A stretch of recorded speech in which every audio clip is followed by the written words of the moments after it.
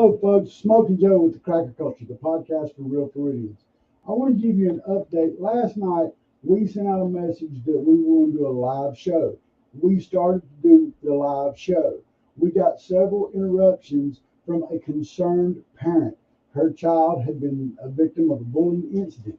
While this parent had tried to contact the local school members, she was unsuccessful.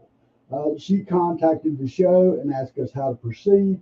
I instructed the parent to go to the Lee County Sheriff's Office, whom I'd like to thank for your assistance in this matter. And also, I wrote an email to the entire school board. I also wrote an email to the principal and the vice principal of the school.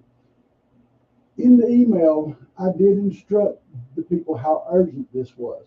The child was being bullied. While this school board likes to brag about the Florida Statute 1006.147, now that's the Jeffrey Johnston Stand Up for All Students Act. And that was because this young man, Cape Coral student, 15-year-old boy, he was bullied relentlessly, and he committed suicide in June of 2005. It's sad that our children are not protected.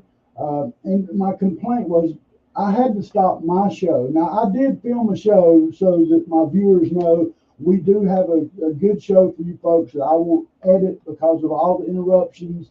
I will edit that video and I will have it out for you hopefully by tomorrow.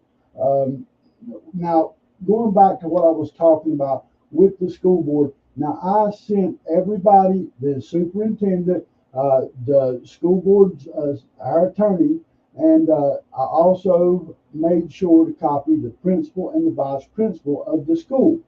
Now, in doing so, the problem I had with that is when I went all over the school's website and administration, names of administration and things like that, there was no contact information except for the phones of the school on the principal nor the vice principal, which I said that I felt that was a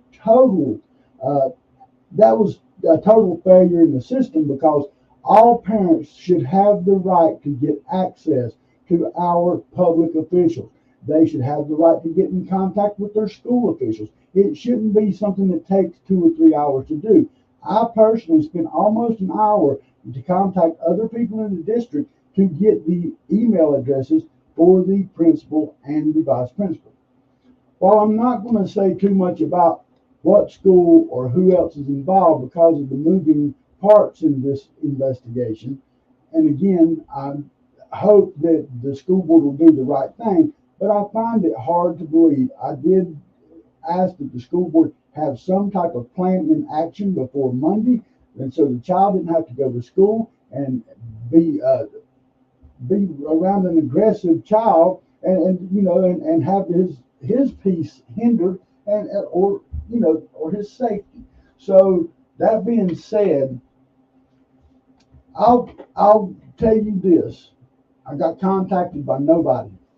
The parent did get contacted yesterday evening by the principal, and out of respect for the principal asking and doing his, and he promptly called once he seen the email, called the parent. And I want to say that was appropriate. However, she shouldn't have had to look to contact you. She should have found a way. Matter of fact, she shouldn't have had to contact you in the first place.